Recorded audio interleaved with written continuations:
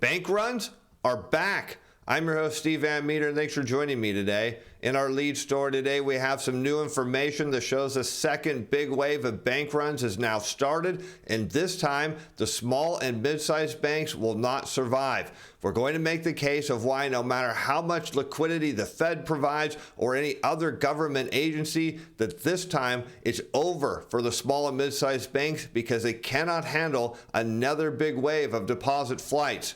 And the question you might be wondering is, where is all this money going? Well, we have some surprising news that is headed in a place that most people would not expect. Plus, we have some new information from the Federal Reserve that shows their preferred gauge for inflation is coming down, and we're going to show you why, something the Fed doesn't even know, of why inflation is going to come down a whole lot more in the months to come. And with that, let's over to Bloomberg, where we picked today's story up with a headline: Flight to money funds is adding to the strains on small banks. And so here we see this story again. We said there would likely be a pause, in between where deposit flight kind of settled down, and then there'd be a second wave. And what's driving the second wave, what I want you to think about, is all the news has got people to kind of look at their bank, look at their bank accounts, and start to ask questions. And now they're looking and saying, hey, you know what? Maybe there's a better rate somewhere else that I'll feel more comfortable. And that's why we're starting to see the beginning of this money move. And keeping interest rates on deposit near zero is becoming increasingly untenable, with the collapse of Silicon Valley Bank and Signature Bank and Silvergate Capital putting savers on high alert for better and safer alternatives. But raising rates enough to compete with money market funds is also a non-starter that would crush profit margins and potentially royal stock prices, because this isn't a secondary issue here of what's going on. You have to look at this from the mega banks. When we're talking about them, we mean JP Morgan, Wells Fargo, Bank of America, the big banks. And then there's everybody else. You have your regional banks, your mid-sized banks, and small banks.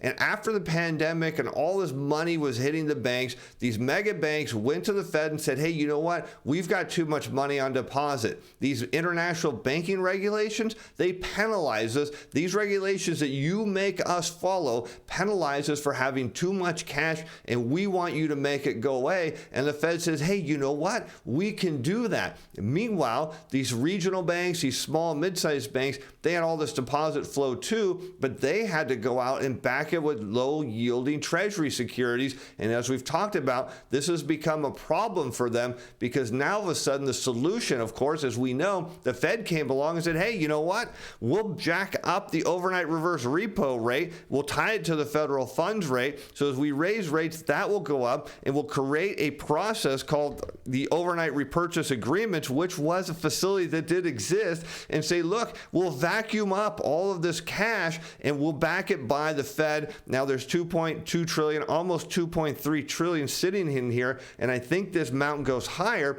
And all of a sudden, not only did it vacuum money out of the mega banks, which of course they were very happy to see leave, but it also impacted these other banks, and that was something the Fed couldn't actually figure out was going to happen. And now what are we starting to see is depositors starting to realize that, wait a minute, maybe there's a better yield elsewhere, and maybe I'm more comfortable with who's backing that instead of my local bank. The turmoil has underscored that there are other places and people companies can park their spare cash with and get a better rate. And over the past 3 weeks, what has been a slow flight from low-yielding savings account has become turbocharged sprint to higher earning alternatives, which is exactly what we said would likely happen here. And many of you said in the comments that you were looking at doing the same thing. So the question I'm going to ask you, in this light of what's going on, are you moving even more money, or are you staying with your local bank? I'd love to get your feedback on that, because smaller banks now are feeling the pain much more acutely than their giant peers. Because again, remember, those mega banks, they don't want the cash. Deposits such as lenders slumped $120 billion in the week ending March 15th, while those of the largest 25 firms almost rose $67 billion according to the latest Federal Reserve data. And here you can see what the issue is. Going back earlier last year, we can see the deposit flight was happening equally from the big banks and the small banks, but now look, all of a sudden, deposit flight from the small banks are plunging, and some of it's going to the big banks. But till we get to the rest of the story of where some of it's headed, I think some of you will be surprised of where it's going. Now the ground is shifting. The Fed has been raising its borrowing benchmark at a rapid clip, one of the fastest rate hike procedures in history over the past year to tamp down inflation, but banks have been slow to boost their rates they offer to customers, fearing what it would mean for their margins. And that's not entirely true because the mega banks don't want the cash. I mean, if you've been down there and said, look, I want to take all my money out, they almost respond and say, here, you can have it. They don't fight you over it. They don't say, hey, do you want to look at alternatives with us? No, hey, please take your money and leave. But these small banks, it's not about hurting their margin. It's a fact is they don't have the margin. You're talking, they bought a portfolio of treasury securities at super low yields, and now those yields are much higher. It means they'd have to take a loss, and that's not something that these banks can do. Of course, we know that they could try to ride this out, but there just isn't enough time for them to do that. They need the money to come back in a big way and quickly, but it doesn't appear that's happening, and that's going to lead to even more problems at these small and mid-sized banks. Money market funds, on the other hand, have been much more nimble in passing on the Fed's rate hikes because they don't have, the same problem. If you look at a bank, when they get a customer deposit, there's two types. There's retail and then there's commercial or business deposits.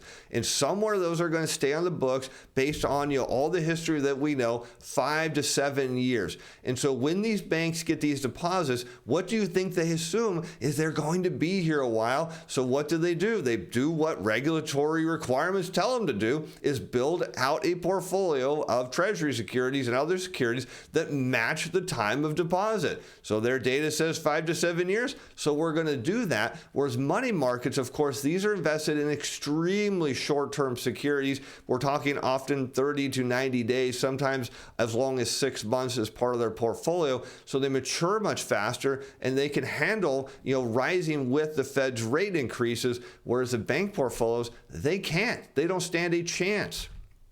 And there's now record $5.2 trillion piled up in money market funds, and some predict that flow from the banks to funds can go even further, which will put downward pressure on short-term yields and, broadly speaking, longer-term yields as well. As money market funds park cash in short-term instruments such as T-bills or repurchase agreements and pass what they earn on to investors. Though the immediate anxiety about more bank failures have eased, investors have continued to pump cash into money funds, pushing some whopping $66 billion in the past week, ending March 29th. So you can see a ton of money is going into this, and it's going to accelerate even more as the Fed, and we talked about this in yesterday's show, already told the Republican side of Congress that, hey, we're probably going to raise rates even more, which will then push these money market rates higher and lead to even more deposit flight. And here you can see in money market funds sitting at around $5.2 trillion, and that money looking to be even more. But what's the big problem for these small and mid-sized banks? And I want you to understand why at this time I don't think they survive is I think there's a limit where they're saying, hey, you know what? We borrowed all this money from the Fed and these other government agencies to kind of fill the gap. We got the impression that this would all kind of settle down and maybe some of this money would flow back once we ease the mind of our customers. And now we're seeing a second wave because there's an issue here of when borrowing more money isn't going to fix the problem, and these banks start to realize that there's nothing they can do, because one thing they could do right now is lend money out at a higher yield, and that could help them boost the broad yield of their overall portfolio. But again, with lending standards tightening is only one side of the equation. Here's the other, is the move from bank accounts to money funds and other instruments is likely to put more cash in the pockets of long-suffering savers, but there's a concern that a dearth of deposits will leave the U.S. with a smaller number of community and regional banks who have less money to lend, and that in turn could hold back growth and worsen inequality. And again, their choice will be, well, we could borrow from the Fed or these government agencies, perhaps at an even higher rate, and try to lend it out, or we can lend against deposits at a lower rate, which we would prefer to. But the reality is they're going to get stuck, and I think there's a point where these small and mid-sized banks say, hey, you know what, we've had enough, and maybe you're going to start to see even more mergers and acquisitions in that space as they try to survive. Even the nation's smallest banks play a major role in the economy, as a 2020 Federal Deposit Insurance report indicated community banks, and this is why many people said they're going to be bought out by the big ones. They said not going to happen. Institutions with $10 billion or less in assets held a whopping 36% of small business loans, even though they accounted for only 15% of total loans within the sector. They are a crucial source of funding for small businesses, and so in every sense, not only do we need them, but the whole banking community, the whole financial system, we desperately need them to survive. But I think there's a limit of how far they're willing to go here until somebody comes in, namely the Fed, and either lowers rates or does something else, gives them some sort of deal to get those deposits back. Until the regulators or the government say, in fact, all deposits are insured, the implied insurance doesn't really matter. Of course, over the next few months, you're going to see a steady trickle away from those banks, and I think that steady trickle is going to increase, and here's where it's headed. Now, this will surprise me. I was shocked when I saw this headline. I think you'll be surprised too, because money now is headed to brokerage accounts, as B of A says investors poured $508 billion into cash this quarter, as a dash for cash continues, according to their strategist Michael Hartnett, who says $60.1 billion being added to the asset class this week. Meanwhile, equity funds continue to see outflows with $5.2 billion in redemptions. So people are looking at their brokerage account now as a place of a safety net, and maybe they've got the right idea that they can put it there, and if there's a problem at their brokerage firm, if there's an issue there, well, you can quickly invest the money into something, maybe directly to short-term T-bills or some ETF, or maybe some blue chip stock that you like. Whatever the case is, that's where we're seeing money go. And I thought that was pretty interesting, but not as interesting now as we look to the Fed, whose preferred gauge for inflation is coming down. And I want to show you why it's coming down a whole lot more. And that's going to put pressure on the Fed to cut rates, maybe at the time when the banks are going to need it the most.